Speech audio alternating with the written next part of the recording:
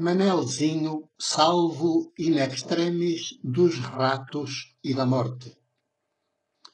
Vou dizer para vocês, do meu livro Na Companhia de Jesus aqui ateus, vou dizer em duas partes, o texto do capítulo 5 deste mesmo livro. Foi editado já em 2005. Começa assim. Manelzinho, salvo in extremis dos ratos e da morte, parte 1. Nos últimos dias não se tem falado noutra coisa em grande parte da freguesia de Macieira da Lixa e fora dela. E não é para menos. Manelzinho Pereira, 74 anos, solteiro, a viver sozinho num barraco no lugar de Felgueiras desta freguesia do concelho de Felgueiras, foi salvo in extremis da morte por solidão, graças a uma espetacular intervenção da nossa pequenina comunidade de base, mais propriamente do seu Ministério dos Doentes. Ontem fui visitá-lo ao Hospital de Amarante, para onde foi transportado no sábado passado pelos bombeiros da cidade de Lixa, expressamente chamados para o efeito por Maria Laura, a presbítera não ordenada da comunidade, que na minha ausência em São Pedro da Cova, às voltas com o jornal de Fraternizar, pôs tudo a novo, inclusive a GNR da Lixa. Na passada quinta-feira, 29 de setembro, o Ministério dos Doentes andou por aquele lugar de Macieira da Lixa. Estivemos em casa de Isaurinha e subimos com ela até à casa da companheira da comunidade de Olindita Nunes, já de muita idade e com alguma dificuldade em deslocar-se sozinha para longe. Estivemos todas as pessoas que constituímos o Ministério: Maria Laura, Irene, Isaurinha, Diolindinha e eu próprio. Improvisámos um encontro com Diolindinha Nunes em redor da sua mesa da cozinha. Cantámos e ouvimos o Evangelho de Jesus segundo São Marcos, na tradução que publiquei com o título Outro Evangelho segundo Jesus Cristo. O encontro foi intenso, fecundo, e o Espírito de Jesus esteve mesmo no nosso meio. Incendiou-nos o coração e iluminou-nos a mente. E enviou-nos em missão. Quando saímos dali, fomos diretos ao barraco, onde Manelzinho Pereira insiste em viver sozinho, no meio de lixo, sem conta e até de ratos. Não é que Manelzinho seja pobre de dinheiro, não é. Tem razoável património e dinheiro, mas desde que lhe morreu a irmã solteira que vivia com ele, o desmazelo tem tomado progressivamente conta dele. E com o desmazelo, a porcaria, o abandono, a solidão, o desânimo, a desconfiança de tudo e de todos. Com uma agravante, Manelzinho tem recusado qualquer contacto, tem evitado receber quem procura, mantém-se fechado no barraco, não aceita ajuda de ninguém, tem medo que lhe roubem o dinheiro que possui na carteira e tampouco aceita a comida que lhe levem, porque pensa que a comida pode conter veneno para o matar. A desconfiança maior vai para os sobrinhos, que vivem nas redondezas, em boas casas e a poucos metros do seu barraco, e que, de uma maneira geral, não têm querido saber dele para nada. Por mais de uma vez, eu próprio, que ele conhece bem desde os tempos em que fui cá o pároco, quis chegar à fala com ele e entrar no seu barraco, mas ele nem a mim abriu a porta. As palavras que troquei com ele foram sempre do lado de fora. Consegui que me respondesse, mas já não consegui que me deixasse aproximar. Desta vez, nossa visita ao barraco de Manelzinho Pereira levava uma preocupação acrescida. Há vários dias que Manelzinho não era visto por ninguém das redondezas, nem mesmo por Diolindinha Nunes, a sua vizinha mais próxima. Suspeitava-se que ele pudesse estar acamado no meio do lixo em que vivia e, porventura, sem comer nem beber já há alguns dias. Quando chegamos junto do barraco, dei-me conta que a porta não só estava fechada como das outras vezes, mas também estava trancada por dentro com um grosso ferro, para que ninguém, mesmo que quisesse, pudesse entrar de rompante. Bati com alguma insistência à porta, chamei, com ternura por ele, disse quem era e o nome das pessoas que me acompanhavam, tudo gente de paz e amiga que ele conhece muito bem. Manelzinho acabou por me responder de dentro, mas deixou claro que não abriria a porta e que o deixássemos estar como estava, pois não queria ver ninguém nem ser visto por ninguém. A minha preocupação cresceu ainda mais, mas não quis agir intempestivamente, embora chegasse a pensar fazê-lo. Anunciei a Manelzinho que iríamos ver o que poderíamos fazer para chegarmos junto dele, porque ele assim, como estava, não poderia estar bem. E logo ali ficou assente que tínhamos que agir sem demora, antes que sucedesse uma desgraça maior. Foi aí que Maria Laura passou a assumir a condução do processo, já que eu, no dia seguinte de manhã, iria ausentar-me em serviço por 3 dias em São Pedro da Cova. Ao que me contou depois, Maria Laura decidiu logo no dia seguinte contactar os serviços da freguesia e do concelho a contar o caso, para que houvesse uma intervenção imediata em conformidade. Ao ver que não havia respostas imediatas, nem da Junta de Freguesia, nem da Câmara Municipal, nem dos sobrinhos de Manelzinho Pereira, Maria Laura, fecundamente emotiva e determinada como é, avançou diretamente para a GNR e para os bombeiros. Contou-lhes o caso com tamanha dor e tamanha humanidade que convenceu uns e outros a intervir em conjunto.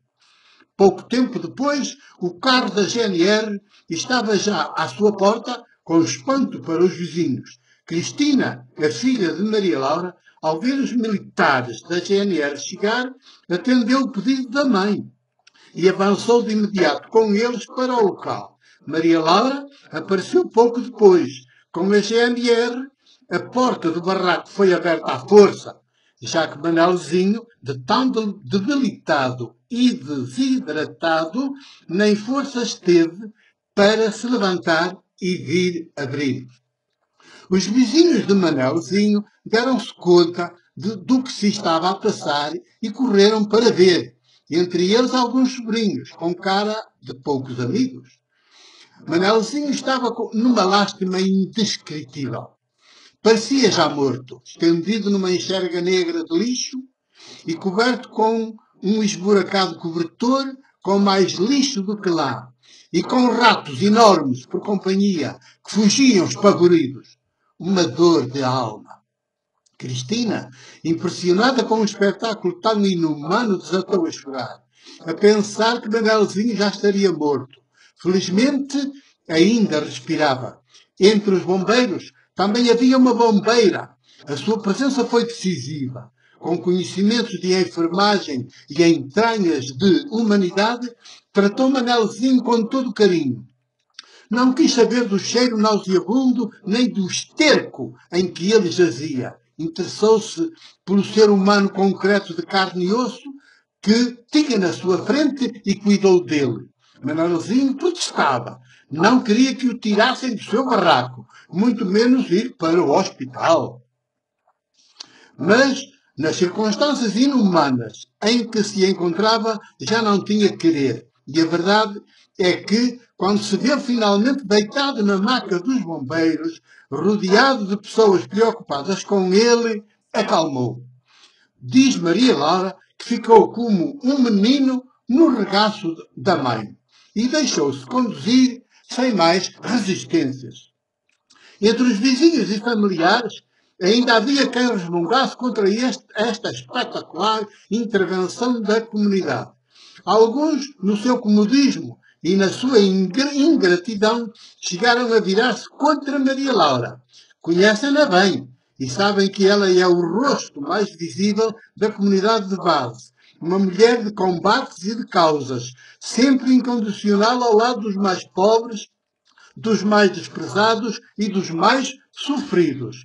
Um dos militares da GNR saiu logo em defesa dela. Elogiou o trabalho feito por ela e pela comunidade. E só lamentou que as igrejas não sejam todas assim, que vivam para fazer religião nos templos em lugar de se ocuparem com as pessoas mais desamparadas e empobrecidas, para que elas vivam e vivam em abundância. Maria Laura também aproveitou a ocasião para evangelizar ao seu jeito as pessoas presentes. Desassombradamente, levantou a voz e disse: esta é a minha doutrina. Este é o Evangelho de Deus que eu vivo. Esta é a minha maneira de ser igreja viva. A comunidade de base faz-me assim, mulher, para os demais, tal como Jesus foi homem para os demais. O mais espantoso é que, na hora da ambulância arrancar com o Manelzinho para o hospital de Amarante, nenhum dos sobrinhos aceitou acompanhá-lo, nem depois de desafiados. São todos muito católicos de missa ao domingo. Vivem em boas casas. Alguns são empresários ou familiares de empresários, mas nenhum deles foi capaz de acompanhar Manelzinho. Mais uma vez, Maria Laura se destacou na dedicação e na entrega. Os seus olhos faiscavam lume de indignação e de cólera. A indignação e a cólera que se viu um dia nos olhos de Jesus de Nazaré, quando na sinagoga onde havia entrado para ensinar, perguntou aos praticantes dela se era permitido ou não fazer bem, salvar uma vida humana em dia de sábado, e todos, à uma, ficaram calados como mulas. O olhar com que Maria Laura fulminou os sobrinhos de Manelzinho Pereira nesta ocasião foi semelhante ao de Jesus daquela hora. O amor é assim. Dá sempre a outra face. Não se fica à primeira dificuldade, à primeira bofetada, à primeira oposição que lhe movam. O amor não se amedronta. Não se encolhe como uma lesma. Dá mais e mais passos em frente.